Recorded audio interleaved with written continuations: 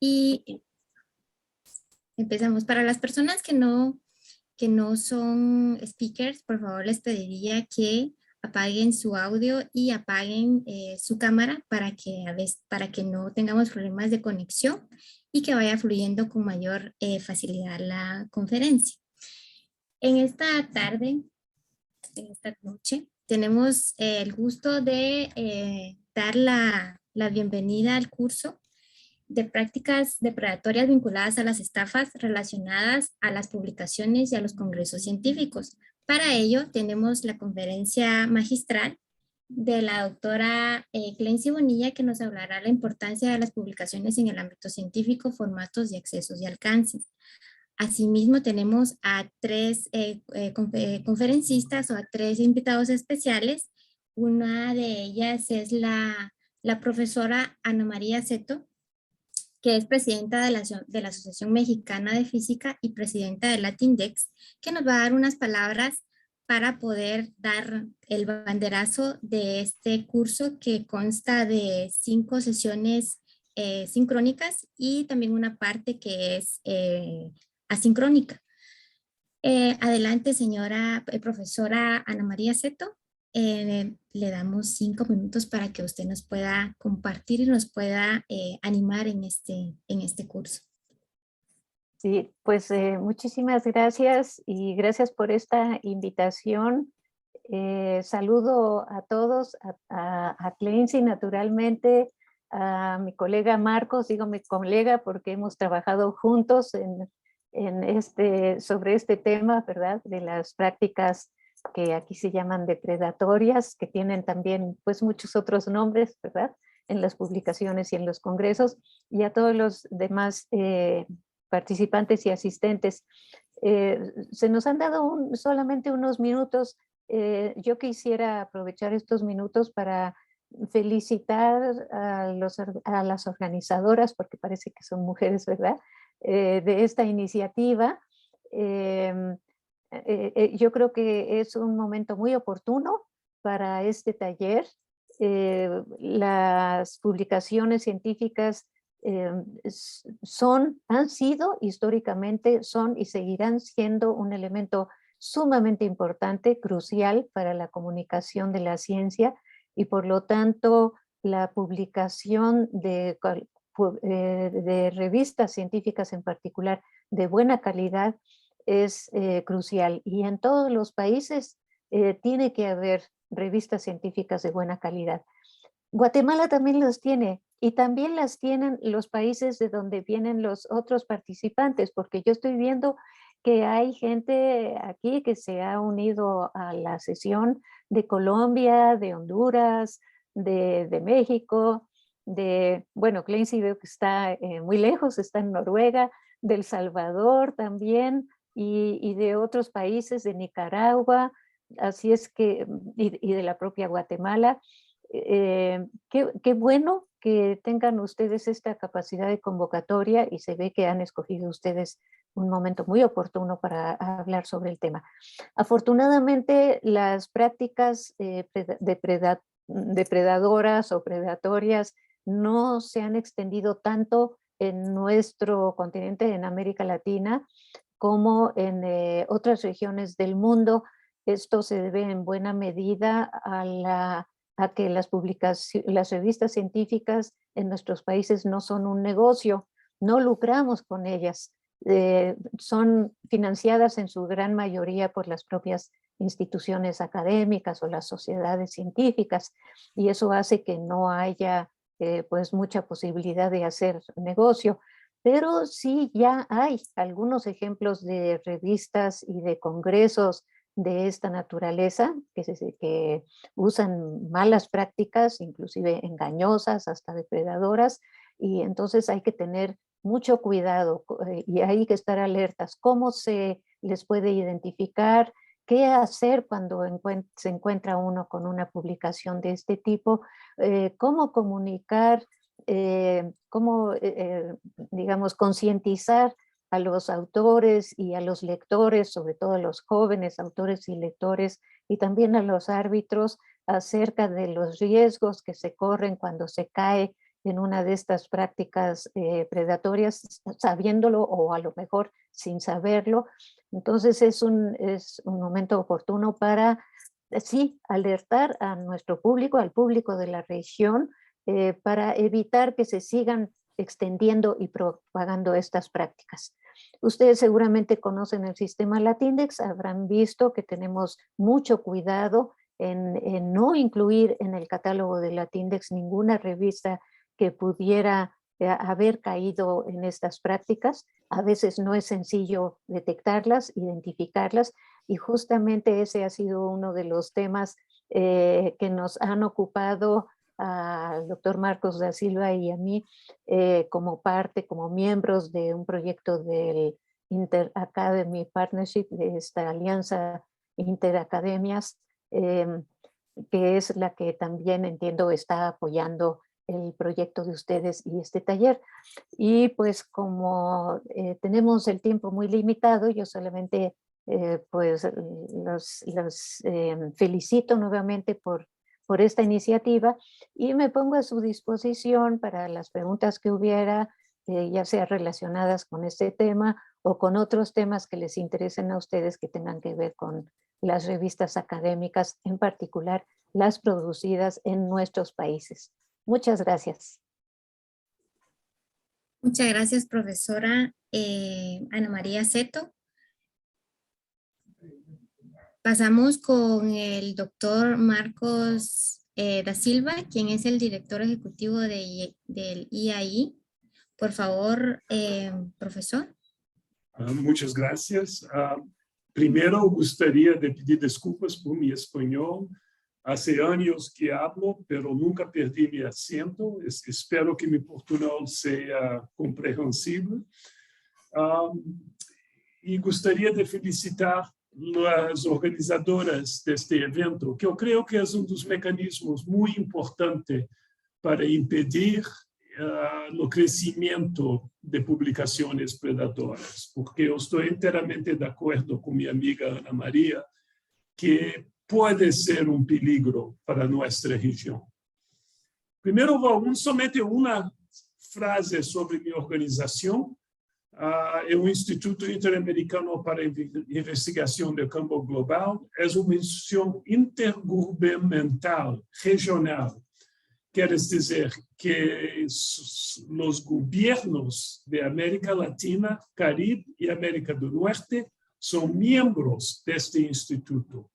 E o objetivo é a promoção da investigação científica transdisciplinária e o desenvolvimento de capacidades para informar a toma de decisões em um continente mais além. Quer dizer, tudo o que nós fazemos é a provisão de informação para os tomadores de decisões para que estas decisões sejam mais efetivas. É por isso que, vamos dizer, o desafio de publicações predatórias é muito preocupante para nós. Durante a última reunião dos governos do IAI, em junho de 2021, os governos adotaram uma publicação depredatória por parte de uma organização intergovernamental, uma decisão, quer dizer, uma decisão tomada por governos. Eu vou ler a decisão, instrui a direção executiva do IAI, em colaboração com o Conselho Científico, trabalhar com academias de ciências nacionais e internacionais, editoriais científicas, universidades e outros sócios relevantes para criar consciências e prevenir o crescimento de publicações fraudulentas e predatórias em las Américas. Isto é uma decisão tomada por governos em um contexto de um acordo regional. Há três razões principais por que esta decisão é muito importante. Primeiro, eu creio que pode ser a primeira vez que os governos han acordado formalmente ações contra a publicação depredatória. Queres dizer, uma decisão tomada em um contexto de um acordo mete uma obrigação em um governo para hacer algo, ¿no? Es como todos los gobiernos dijeron, mira, tenemos un problema transfronterizo y que tenemos de tomar una acción, una decisión, algo conjuntamente. En segundo lugar, la decisión tomada por los gobiernos en el marco de un acuerdo internacional entra en el corpus del derecho internacional. Quer dizer, esta decisão é agora parte de todas as leis internacionais sobre as publicações. E, finalmente, esta decisão pode utilizar-se como base para a adopção de decisões similares em o marco de outras organizações intergovernamentais a nível mundial. É dizer, UNESCO, por exemplo, o la Asamblea General de las Naciones Unidas. En resumen, los gobiernos son conscientes de que la publicación depredadora puede representar un peligro para la cultura de acceso abierto a las publicaciones académicas de nuestra región. Con esta decisión, nuestra región tiene la oportunidad de asumir un papel de liderazgo en la reducción y prevención de publicaciones predatoras. De esta manera, las preocupaciones y necesidades de la región son tomadas en cuenta en la adopción de otras decisiones similares a nivel global. Espero que este contexto sea claro. Es una decisión tomada por gobiernos, entra en un contexto internacional de ley, de obligaciones internacionales, en nuestra región tiene la oportunidad de tomar lideranza en este tema. Y con estas palabras, muchas gracias de nuevo por la oportunidad de participar en este evento y les felicito de nuevo a los organizadores y los participantes. Muchas gracias. Muchas gracias, doctor Da Silva, por sus palabras, al igual que a la profesora Ana María Seto. En este momento le vamos a dar 5 minutos al profesor Edgar Franco, quien es el presidente de la Academia de Ciencias Médicas, Físicas y Naturales de Guatemala, quien es también nuestra host institution. Así que buenas tardes, profesor. Adelante. Muy buenas tardes. Un saludo muy especial a Ana Seto, a Marcos Regis, Clancy Bonilla. Para nosotros como Academia de Ciencias Médicas, Físicas y Naturales de Guatemala, es un compromiso apoyar estas iniciativas. Nosotros estamos conscientes que debemos cuidar nuestras publicaciones y somos aliados en esto. Estamos en la mejor disposición de apoyarlos, en la mejor disposición de salir adelante como sociedades. Nuestros gobiernos han acordado apoyar. Los científicos no podemos hacer lo menos. Como Academia de Ciencias Médicas, Físicas y Naturales de Guatemala, que fuimos creados en un contexto en el cual el país, los escritores nos dicen que vivía la democracia. Se vivía la primavera de la democracia en Guatemala derivada de la Revolución de Octubre de 1944. En ese entonces, la Universidad de San Carlos de Guatemala impulsó la creación de la Academia de Ciencias Médicas, Físicas y Naturales, en un contexto en el cual la sociedad se abría al desarrollo. Hoy, como academia, estamos comprometidos por hacer que la ciencia sea en Guatemala un instrumento de desarrollo. Difícil en los países como los nuestros, pero con el apoyo que tenemos de organismos internacionales y la dinámica del trabajo, principalmente de las instituciones jóvenes, como OWSD Guatemala, a quienes aprovechamos este espacio para felicitar por el trabajo que han realizado. estamos seguros que en un corto tiempo podremos salir adelante.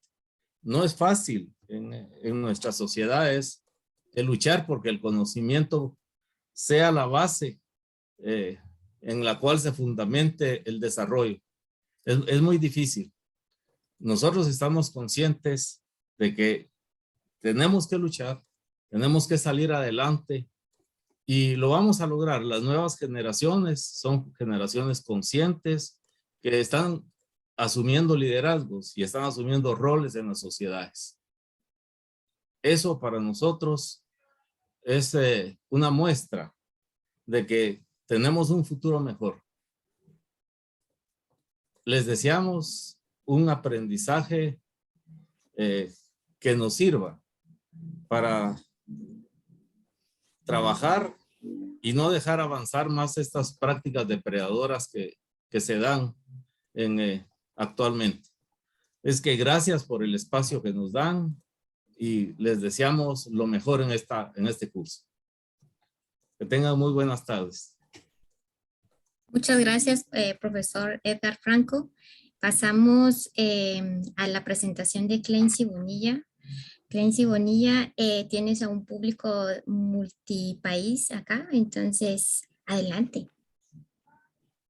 Muchísimas gracias. Estamos justamente en agenda, agradeciendo de corazón al profesor Edgar Franco, al doctor Marcos Regis da Silva y a la profesora Naceto porque me antecedieron en la palabra y agradecerles por su apoyo, por su respaldo. Yo voy a tener unos minutitos para compartir con ustedes y luego pues auxiliarme con la presentación, así que vamos a compartir para ir directo al grano. Compartir pantalla. Y así me auxilio con esta, digamos, herramienta para llevar adelante la presentación. Me han indicado que en 30 minutos más o menos les voy a poder compartir poco de mi experiencia y también casos reales. Es poco tiempo, por supuesto, que no nos alcanza como para profundizar, pero sí podemos hablar como lo esencial. Y el tema es la importancia de las publicaciones en el ámbito científico. Qué formatos hay, los accesos y los alcances. Y quiero pues agradecer, por supuesto, a la Organización de Mujeres en la Ciencia para el Mundo del Desarrollo, que en este caso junto a la Academia Guatemalteca de Ciencias Médicas, Físicas y Naturales y con el apoyo, por supuesto, del Inter-American Partnership, estamos teniendo la posibilidad de compartir en este momento. Yo les saludo desde Oslo. Mi nombre es Clency Bonilla y soy directora nacional de OST para Guatemala, que es una comunidad de mujeres. Veo muchos nombres de colegas, de amigas que son parte de OST, pero también en este caso de Guatemala, pero también está OST Honduras, OST Honduras y El Salvador, perdón, y ya se están organizando más capítulos en el caso de América Latina. Así es que me da mucho gusto y pues mucho privilegio también para mí el compartir hoy con ustedes. En ese sentido, pues son todas las afiliaciones con las que me presento, aparte de ser la, digamos, directora nacional de Voz para Guatemala, que por cierto es una comunidad de 433 integrantes. Estamos creciendo y pues es un número para nosotros muy significativo porque consiste en un mapeo también de las mujeres, en este caso guatemaltecas, que nos dedicamos a actividades de investigación científica. Vivamos dentro o fuera del país, porque eso también es muy importante. Yo me siento muy vinculada con mi país, a pesar, pues, de en este momento física y geográficamente estar, en este caso, en suelo noruego. 1 de la mañana por acá, en realidad. Por eso me ven con esta iluminación, 1:20 de la mañana. Y este es el tema, importancia de las publicaciones en el ámbito científico. Reflexionarlo en su dimensión para nuestras carreras, como científicas, como científicos, como investigadores, pero también de cara a la relación con la sociedad, para cuál es ese papel que juegan las digamos, publicaciones científicas y de nuevo, pues gracias también a los organizadores y organizadoras por la invitación. ¿Qué significa publicar en el ámbito científico? Y voy a partir de preguntas que a lo mejor les parecen muy obvias, pero les comento. Ya les voy a compartir. Yo terminé mi doctorado en el año 2015 y créanme que en el caso guatemalteco, muchas veces por la falta de exposición que tenemos a la carrera de investigación científica, yo tenía dificultades en diferenciar los tipos de publicación, en qué consistía, por ejemplo, un capítulo de un libro o un libro, la diferencia con un artículo, por ejemplo, los formatos, y eso es importante. ¿Qué significa publicar en el ámbito científico? Y otro tema importante es la identidad de la investigadora y del investigador que publica, porque desde el nombre que escogemos para publicar tiene un gran impacto. Ya les voy a platicar de algunos casos, por ejemplo, en el caso de las mujeres en América Latina, ¿no? Que algunas usan el D. Y al final, ¿cómo ser más trazable para que nuestras publicaciones se vinculen a nuestro nombre? Y además, en algunos ambientes se utilizan dos apellidos, en el caso de América Latina sobre todo, pero como hay una predominancia muchas veces en el ambiente internacional de publicar, no necesariamente se reconocen el apellido materno y paterno, en fin, algunas personas utilizan un guión o hyphen. Entonces, de eso vamos a platicar un poquito, el tema de la identidad, cómo dejamos huella a los investigadores e investigadoras. Y para eso les comparto acá este cuadro. Si no se publica, no existe. Y si no se comparte, los alcances son limitados. ¿Qué quiere decir esto? Acá les comparto yo una imagen de mis 3 tesis. Yo hice una tesis que tomó 6 años desarrollar a nivel de pregrado en la Universidad de San Carlos de Guatemala. En la parte superior ven la carátula, digamos, de la tesis, una tesis de unas 60 páginas. 6 años para desarrollar ese digamos, documento. La tesis de maestría, 2 años. En la parte de abajo ven los títulos a los que me hice acreedora, digamos. Y en la tesis de la disertación doctoral, 5 años para poder estudiar y para completar exitosamente el doctorado en Corea del Sur. Pero todo esto, que en total son 13 años de estudio, si yo no lo publicaba, si no publicaba los resultados de mi investigación de una manera accesible, como artículos en revistas especializadas, se iba a quedar, lo que pasa mucho en universidades latinoamericanas, quedar todo digamos, en un estante. Adorna las bibliotecas. Claro que está para consulta. Obviamente, vamos a hablar también del tema de la era digital, en donde el acceso al conocimiento que se produce y que se publica se ha facilitado. Antes ustedes se recuerdan que había que ir físicamente a las bibliotecas, hacer consultas. En todo caso, pues dije, yo les voy a compartir porque ven aquí, son 13 años de estudio que se quedaban en las tesis, pero hay que publicarlo. Y eso me lleva al siguiente carátula, a la siguiente diapositiva. Acá sí les comparto. De la maestría yo publiqué un artículo de conferencia. En este caso, la tesis de maestría se enfocó, la investigación de maestría, en explicar las diferencias laborales en la fuerza de trabajo de Corea del Sur, porque hay una tendencia a la teoría del techo de vidrio, porque pues la participación de las mujeres en la fuerza laboral coreana. En ese sentido, pues explicar las diferencias, y eso ya se reflejó en un artículo de conferencia. Vamos a platicar la diferencia entre publicar en una conferencia, publicar en un congreso, una ponencia o ya un artículo en una revista especializada. Y ven ahí 2 artículos que ya fueron derivados de mi investigación doctoral. Entonces ya no solo es la tesis, la disertación, que era 300 páginas, sino que eran un primer artículo en ese caso fueron 28 páginas, muy denso, con esta estructura de la metodología, de los resultados, explicar todas las decisiones que yo tomé para realizar esta investigación. Este fue un artículo en el 2014 y en el 2015 también una parte de esos resultados. Así fue como materialicé todo ese estudio de 13 años que les mencionaba, y bueno, y en este caso sobre todo a nivel de posgrado, para ya compartir las publicaciones. Bien, ¿qué significa publicar? Aquí en un resumen en esta diapositiva.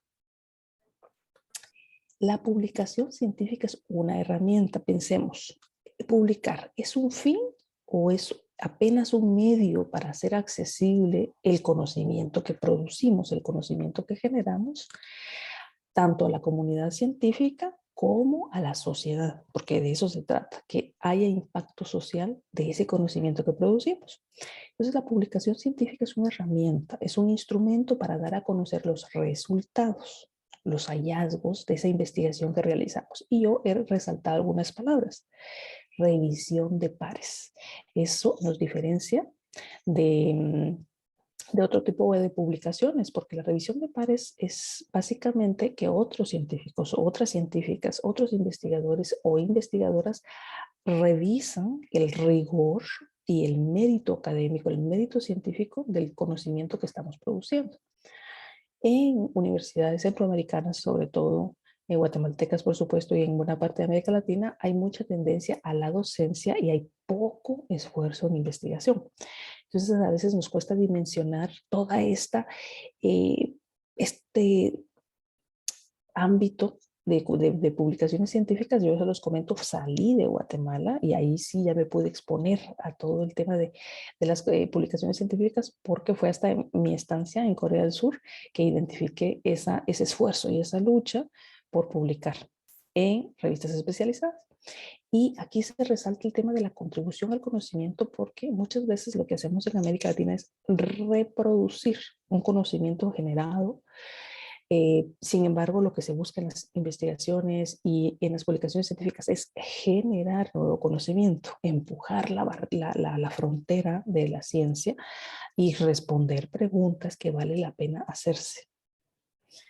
En resumen, en una publicación científica tenemos que hacer constar la pregunta que realizamos, el qué, el cómo, la metodología y los datos que estamos utilizando, el para qué también, por qué es relevante la investigación que estamos realizando, los resultados, y también ahí hay una discusión, y posicionamos nuestra investigación en un área o áreas del conocimiento. Y pues toda la investigación científica es igualmente importante. En algunos ámbitos, en algunos, digamos, ámbitos geográficos, muchas veces se ve con, pues un poco de, vamos a utilizar la palabra menosprecio, con desdén, las ciencias sociales. Sin embargo, igualmente es científico, es hacer investigación en historia, en antropología, en sociología, por supuesto, que lo es en física, en matemáticas, en biología, en ciencias de la tierra, en ciencias de la salud. Entonces, por eso les menciono acá, en todas las áreas del conocimiento. Y siempre estoy monitoreando el tiempo para que podamos cubrir todo el contenido y dejar ese espacio para preguntas y respuestas. Manden sus chats también y que tengamos interacción.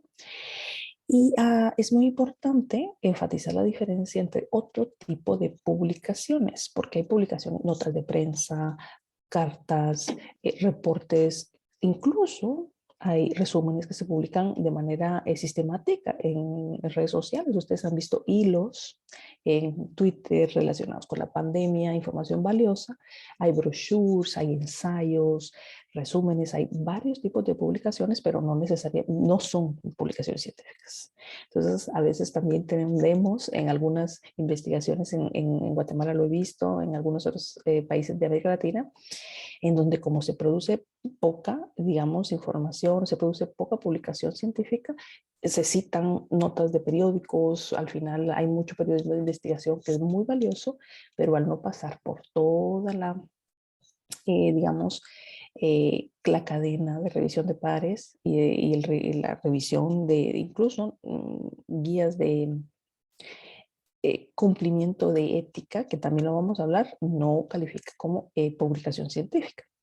Acá quisiera yo ya mencionar el tema de la identidad, porque vamos a ver, ahí está.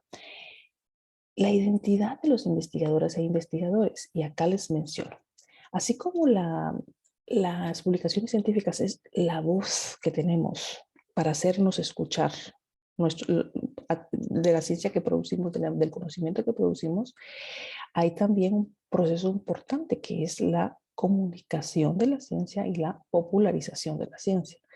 Porque una de las grandes críticas que se hace a la, digamos, comunidad científica es que a veces publicamos artículos para nosotros mismos, para que lo lean otros expertos en economía, otros expertos en biología o otros, digamos, académicos y académicas, y la idea es que ese conocimiento penetre y sirva, es la verdad, sirva a la sociedad, sirva para tomar decisiones de política pública, en fin.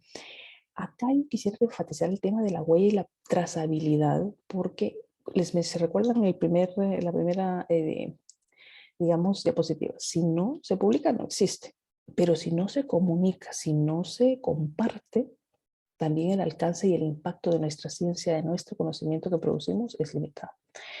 Y en ese sentido nos toca tomar decisiones. Decisiones desde que estamos en nuestras carreras, haciendo la maestría, el doctorado, qué nombre vamos a utilizar para vincular nuestras investigaciones. Y acá les doy el ejemplo de lo que me pasa a mí. Mi nombre es Cleis Yudrani Bonilla Landaverri, pero yo en mis publicaciones coloco Cleis y Bonilla. Y es más fácil que todos los buscadores, y ahí les coloco algunos identificadores, muchas veces entender incluso qué es ORCID, ¿no? Que significa Open Researcher and Contributor ID. Hay varios tipos de identificadores que van, digamos, monitoreando y vinculando la investigación que yo publico, y luego pues ya vienen otras métricas. El tipo de impacto que yo tengo como investigadora, cuántas personas me citan, cuántos instrumentos, otras publicaciones citan entre más me citan, significa que la influencia y la importancia de mi investigación es mayor. Entonces acá les coloco 3 ejemplos. Bueno, les decía lo de mi nombre porque Cleis y Yudrani son mis 2 nombres, Bonilla Landaverri, papá Bonilla Landaverri, y pues mi apellido de casada, ¿no? Que se usa a veces en nuestros países es de, que yo no lo uso, por supuesto. En todo caso, Cleis y Bonilla sí me ubican en este tipo de, digamos, plataformas. Y una cosa son los identificadores, un tema es esto de ORCID. Hay personas que son más privadas, sin embargo, pues ahora nos atropella la tecnología y tenemos que ceder esa privacidad, muchas veces nuestras imágenes, nuestros datos, el email, por ejemplo, que antes era tan secretamente guardado, es de lo que más se usa para vincular a nuestras investigaciones, nuestros artículos con nosotros como investigadores o investigadoras. Y aparte de los identificadores que les menciono acá, aparte, hay otros también, por supuesto. Están las plataformas y perfiles, las redes sociales, por decirlo de alguna manera, que nos permiten hacer networking y también incrementar el impacto de nuestras investigaciones. Muchos utilizamos ResearchGate, es un ejemplo, academia.edu, Loop, que es otro perfil, en este caso de la revista, de muchas revistas de Frontiers, el Google académico, por supuesto. Entonces también es importante que tengamos todo esto en el radar para que vayamos formando nuestra identidad. ¿Se puede cambiar en algún momento? Sí, lo que les menciono es que el impacto nuestro como científicos y científicas, nuestro nombre, por ejemplo, hay que escogerlo lo mejor, lo más fácil y pues que lo más práctico. A veces nos toca despojarnos de sentimentalismo. No significa que yo esté renunciando a mi herencia, mis raíces como Landaverri, pero realmente no es muy fácil trazar mi nombre tan grande en todos estos identificadores. Entonces, pues yo eso opté. Hay personas que le utilizan un guioncito y entonces ya sería Cleis y Bonilla Landaverri, por ejemplo. Pero sí, he visto varias colegas, alumnas que utilizaban el apellido de casada, y así pues incluso es mucho más difícil trazar porque no son temas legales, en este caso es temas de vinculación de nuestra investigación. Bien, tipos, formatos de publicaciones científicas. Acá pues quisiera enfatizar que hay diferentes formatos de publicar.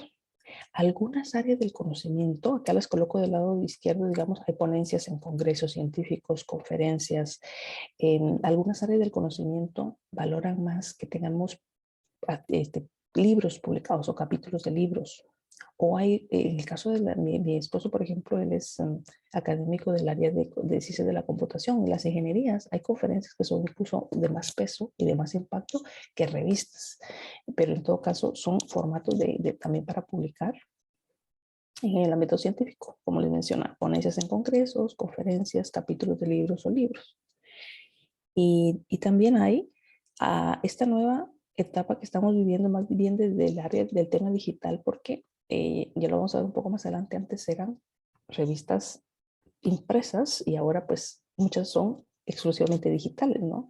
Artículos científicos en revistas especializadas o lo que se conoce mucho en inglés como journals.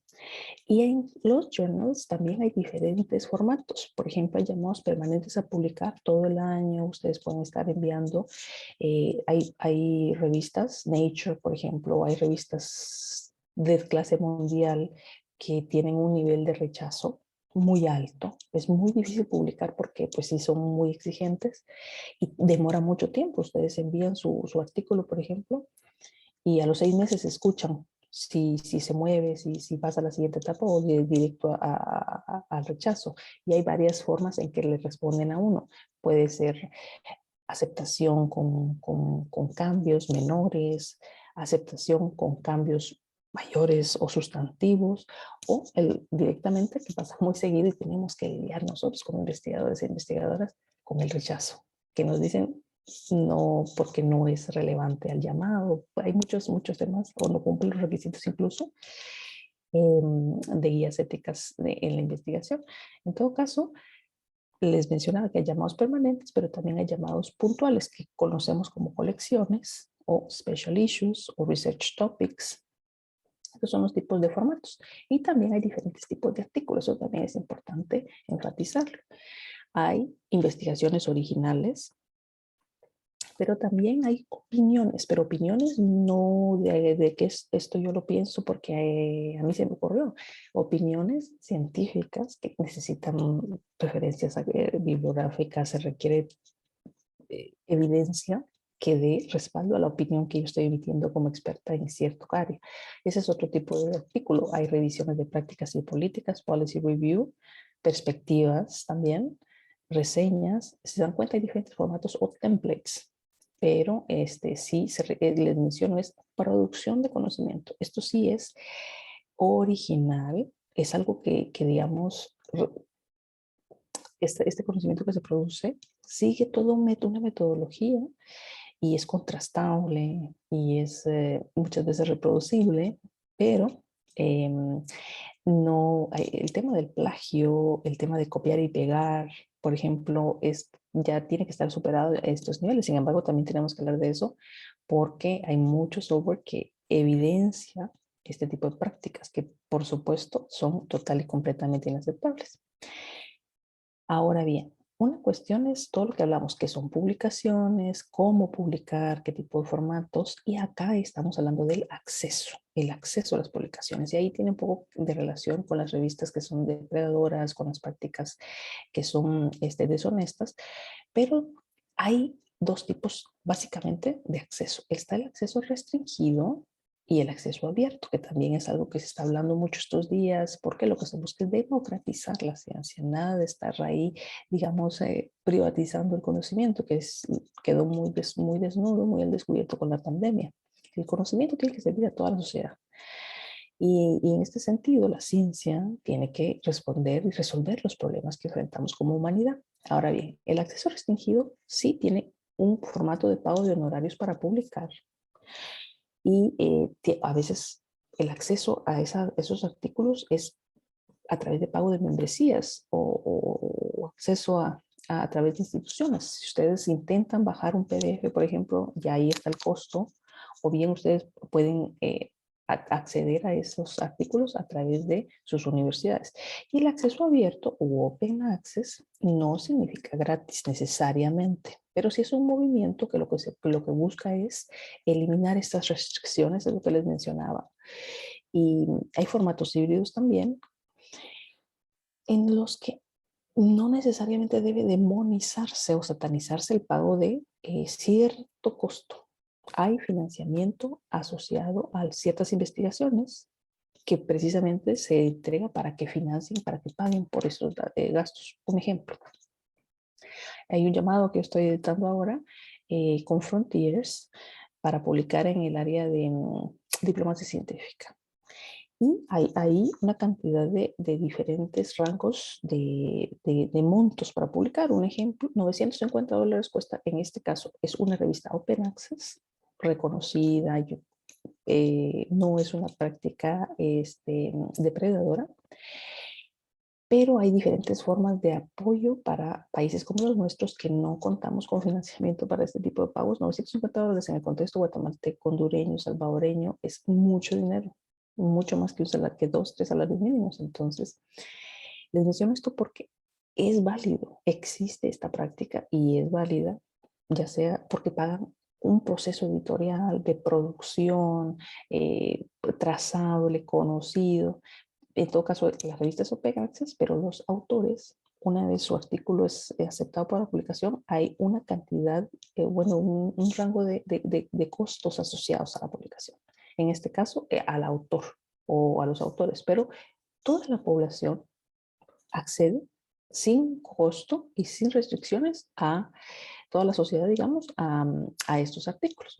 Y lo que les mencionaba anteriormente, también la diferencia entre el acceso a digital o a impreso a los artículos.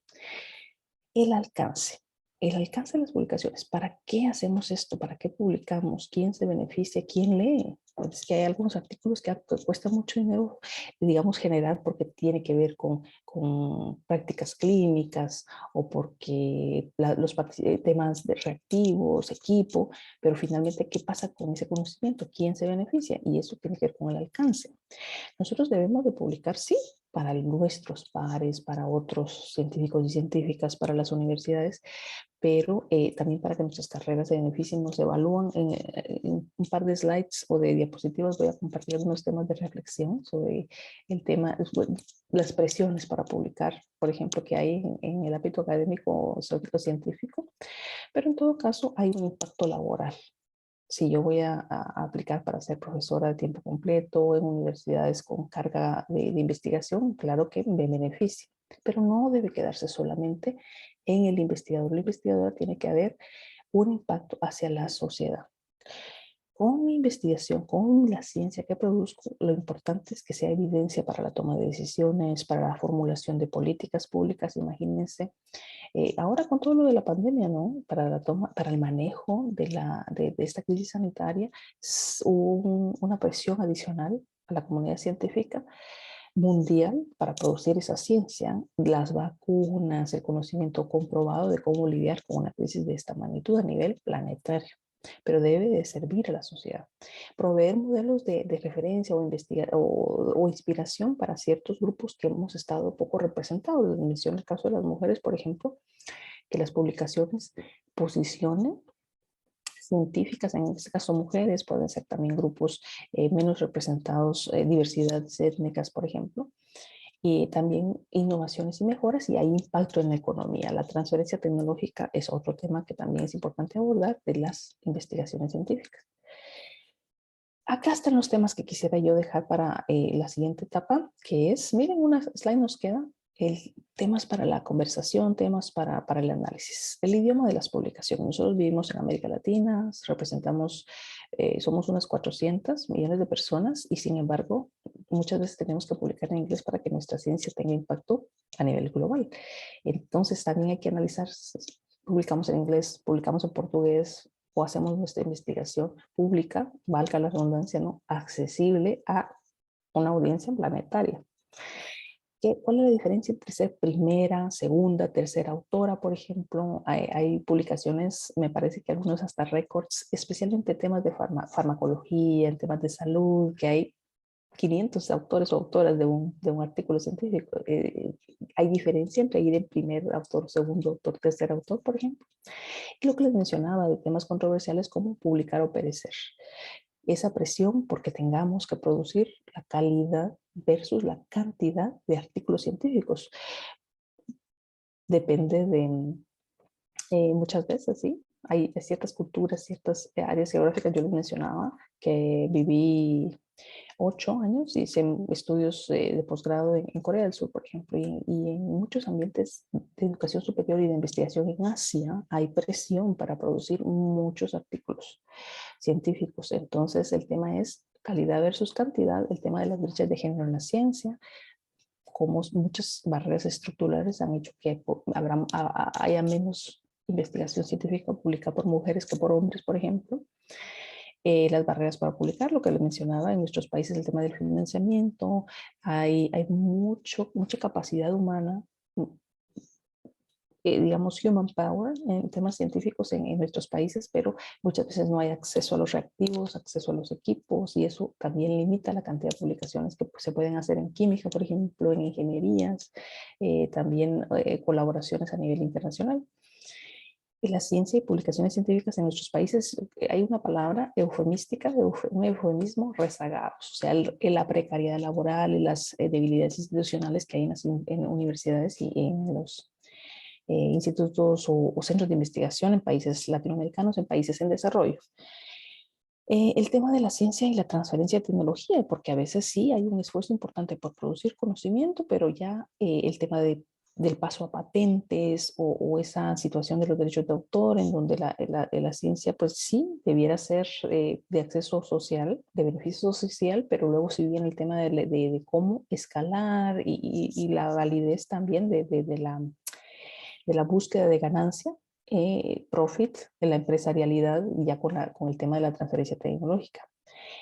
La competencia mundial por el talento y las diásporas científicas que se están formando, y como si no se valora al científico y a las científicas de nuestros países, pues el mundo busca atraer a ese talento que les mencionaba, a ese human power.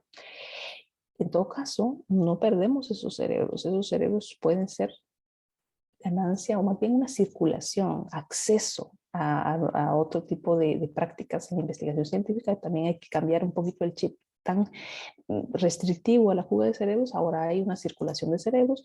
Y bueno, otro tema importante es el efecto de la pandemia para desnudar de cuerpo completo las, digamos, limitaciones que tenemos en nuestros países.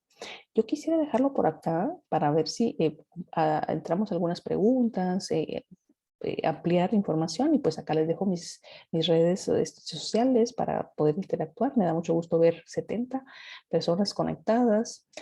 Podemos interactuar. Aquí está mi correo electrónico y bueno, dejo de compartir y así pasamos a toda la parte más rica, que es la de ver sus preguntas y ampliar cualquier información que pueda para servirles.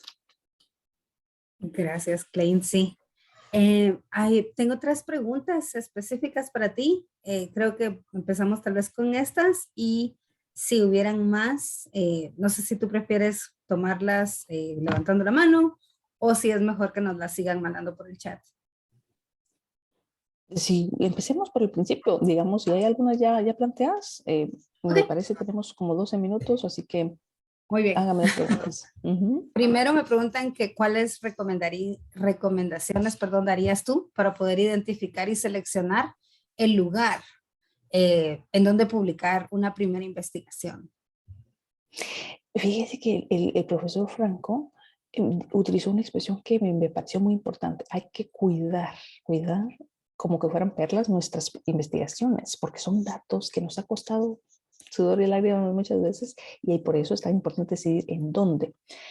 Pues hay que ser a veces prácticos y a veces estratégicos o estratégicas en nuestras decisiones, dependiendo de para qué. Por eso les mencionaba, algunas revistas o algunas plataformas tienen más alcance y nuestra ciencia va a ser más accesible y va tal vez demorar menos. Si yo estoy haciendo mi maestría, o especialmente a nivel doctoral, que piden algunas universidades en América Latina, en Guatemala muchas veces no piden que uno tenga artículos científicos para graduarse del doctorado, pero a nivel mundial sí es una práctica muy común. Yo estoy haciendo mi doctorado y me tengo que graduar con mínimo 2 investigaciones científicas públicas, por ejemplo.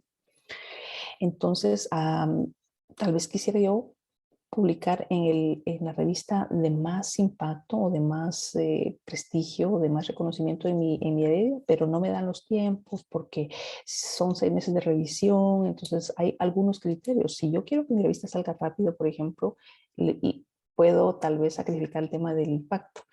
Hay muchas métricas para decidir qué revista es más reconocida, por ejemplo.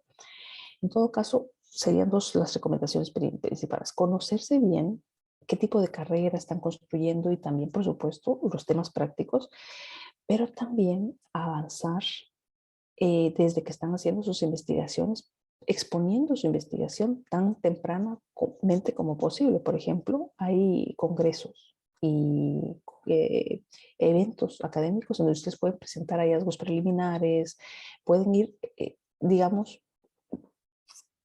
compartiendo la investigación que están haciendo y beneficiarse de retroalimentación. Y ahí tendrían, por ejemplo, a nivel de ponencia o a nivel de una investigación en progreso, una primera, digamos, publicación, pero ya luego hay que publicar investigaciones completas o finalizadas con datos ya consolidados, y ahí lo que les recomiendo es que identifiquen, que hagan un balance entre lo que yo deseo, un mundo ideal, el mejor o la mejor revista o el mejor journal, pero también que sea práctico, que hay que ver cuánto tiempo, si tenemos financiamiento o no, y también el área de conocimiento, porque es muy distinto. Algunos áreas de conocimiento de otras, ¿no? Publicar en antropología es una cosa, sociología, pero también en química, por ejemplo, les mencionaba, en ciencias de la computación y algunas ingeniería electrónica, hay conferencias que tienen más peso que por la propia revista, así que ustedes tenemos que tienen que ir identificando. Yo estoy leyendo algunas otras preguntas acá en el chat, sí, las puedo ir resolviendo, por ejemplo. Claro.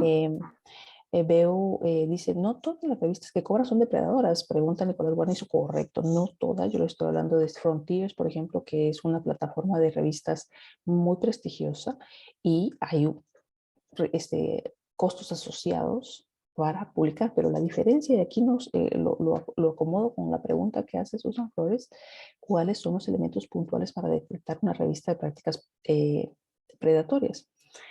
Generalmente, las prácticas predatorias no observan rigor en la revisión de pares. Les ofrecen que su artículo la van a publicar con 4 o 6 semanas después de que es recibido. Entonces, ustedes ya van detectando el promedio para una revisión de pares en revistas. Yo, por ejemplo, que les menciono esta de ejemplo, toma 2 meses. Solo recibir el artículo y luego se envía a los pares. Ahí ya van más o menos 4, 5, 6 meses. Y por supuesto que hay toda una cantidad de antecedentes. Cuando de la nada reciben un email muy lisonjero, a veces le llega a uno al ego, ¿no? Mire, sabemos de las publicaciones que ustedes están generando, nosotros le facilitamos para que ustedes publiquen, y empiezan ya a hablar de temas de costos, pero no está asociado a un proceso editorial riguroso ni revisión de pares. Ese ya son banderas rojas que se van, digamos, despertando. Y también los nombres que utilizan son muy parecidos a los de revistas o journals reconocidos. Así es que tienen uno que tener un buen ojo y cuidar, como dijo el profesor Franco, cuidar sus investigaciones, porque pues realmente cuesta mucho recurso humano, horas, desvelos para producirlo, ¿no? ¿Cómo se podría mejorar el alcance de las publicaciones con las tesis de pregrado, por ejemplo? Es lo que le menciono. Si no se publica, si se queda ahí nomás en la tesis, el impacto, el alcance no se logra, ¿no? Y eso tiene que ver mucho con la supervisión de tesis. Lo que pasa es que si ustedes tienen personas que no tienen doctorado dando clases o haciendo de supervisión de tesis a nivel de pregrado requiere que sea un PhD el que esté dando clases, porque es la carrera académica. En universidades de clase mundial, el mínimo para ser profesor o profesora es tener un doctorado, pero un doctorado, digamos, con todas las de la ley. Entonces sí se requiere elevar la vara de medición, los estándares de calidad.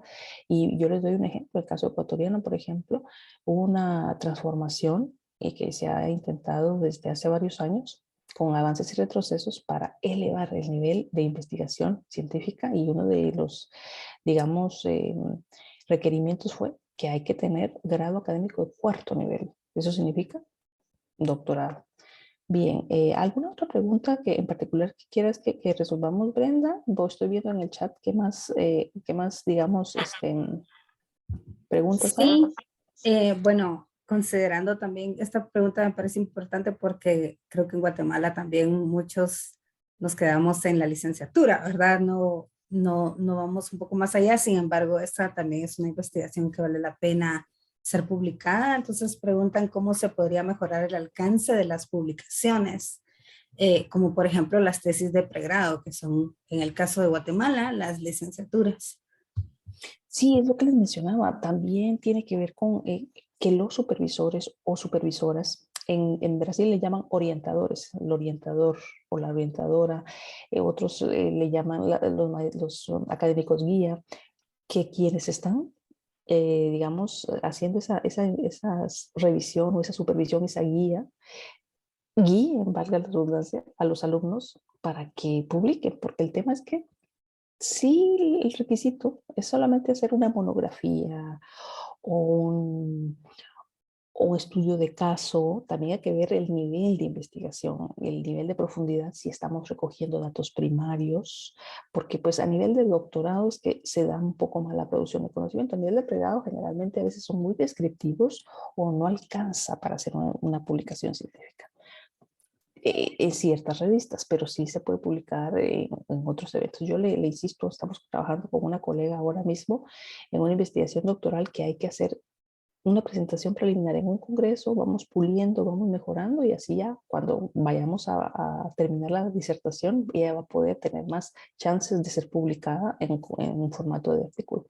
Entonces sí, a nivel de pregrado el desafío es mayor porque hay mucho menos recursos y porque el objetivo a nivel de pregrado, a nivel de licenciatura, no es tan riguroso, pero claro que se puede lograr una buena publicación. Pero bueno, hay que reconocer que el nivel de dedicación es distinto en pregrado que en nivel de maestría o del nivel del doctoral, por ejemplo. Me preguntan por acá, ¿se pueden publicar las sistematizaciones? Como les menciono, diferentes formatos. Hay opiniones, hay reseñas, pero siempre con posicionamiento en la literatura. No son opiniones sin respaldo. Pues hay formas de sí, publicar revisiones sistemáticas de la literatura. Simplemente hay que buscar el template y la estructura con la que quieren publicar. ¿Alguna otra pregunta? Una pregunta más y terminamos. Veo yo, si ya tenemos dos minutitos nada más. Estoy revisando ya y creo que abordamos la mayoría de preguntas. Dice, ahí sí nos comparten algunos comentarios sobre el software para detectar plagio. El plagio es inaceptable en todos los niveles, a nivel de pregrado y de posgrado, por supuesto. También cómo escoger las recomendaciones para el tipo de journals. Bueno, yo creo que por ahí estamos completando y agradeciéndoles por su tiempo. De nuevo, podemos continuar nuestra interacción en redes sociales y pues muchas gracias de verdad por su atención. Espero por lo menos haber dejado ciertas inquietudes en ustedes y sigamos, digamos, profundizando e interactuando. Muchas gracias por su atención.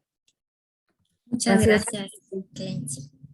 Solamente brevemente quiero recordar a todos que estoy enviando por acá en el chat el link de la asistencia a la conferencia. ¿Se lo pueden llenar, por favor?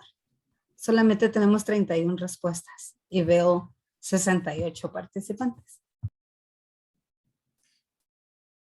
Muchas gracias a Clency Bonilla, que está al otro lado del océano, pero siempre está pendiente de América Latina y en especial para Centroamérica y Guatemala. También agradecer a la profesora Ana María Seto, al doctor Da Silva y al profesor también Edgar, quienes nos han acompañado, y también agradecer a cada una de los asistentes quienes están acá presentes.